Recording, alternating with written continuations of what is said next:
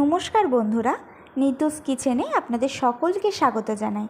আজকের রেসিপিটি হলো ধাবা স্টাইল চিকেন কারি।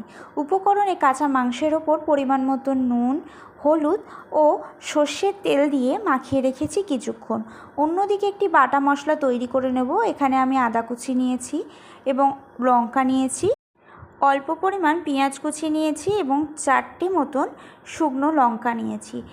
আমি এখানে এই উপকরণগুলিকে পুরো মিহি করে বাটিনি।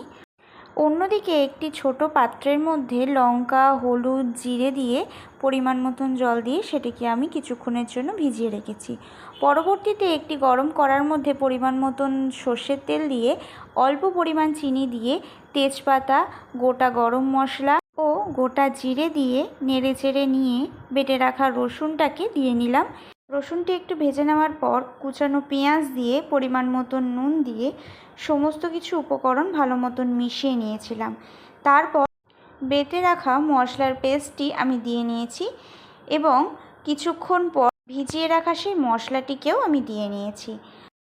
সমস্ত মশলাকে ভালো মতো নেড়ে চেড়ে নিয়ে কষিয়ে নিয়ে অল্প পরিমাণ জল দিয়ে আবারও কষিয়ে নিয়েছি কিছুক্ষণের জন্য। পরবর্তীতে 2 চামচের মতন টক দই আমি ফেটিয়ে নিয়ে মশলাটির ওপর দিয়ে নিয়েছি। কিছুক্ষণ নেড়েচেড়ে নিয়ে মশলাটি থেকে তেল ছাড়লে কাঁচা মাংসটি এর ওপরে দিয়ে ভালো মতো নেড়ে চেড়ে নিয়ে ঢেকে রেখেছিলাম কিছুক্ষণের জন্য। কিছুক্ষণ পর ঢাকনাটা খুলে আমি আবারও কষে নিয়েছিলাম। এই সময় আপনি নুন, ঝাল যদি অল্প পরিমাণে হয়ে থাকে আপনি অ্যাড করতে পারেন। কিছুক্ষণ পর মাংস থেকে দেখুন তেল ছেড়ে দিয়েছে। আমি এর মধ্যে নুন, হলুদ দিয়ে আগে থেকে ভেজে রাখা আলুটিও দিয়ে নিয়েছি। সমস্ত কিছু ভালো মতো নেড়ে চেড়ে নিয়ে আমি এখানে পরিমাণ মতন জল দিয়ে ঢেকে রেখেছিলাম 10 থেকে 12 মিনিটের জন্য। আমি এখানে উষ্ণ গরম জল ব্যবহার করেছি, আপনারা চাইলে নর্মাল জলও ব্যবহার করতে পারেন।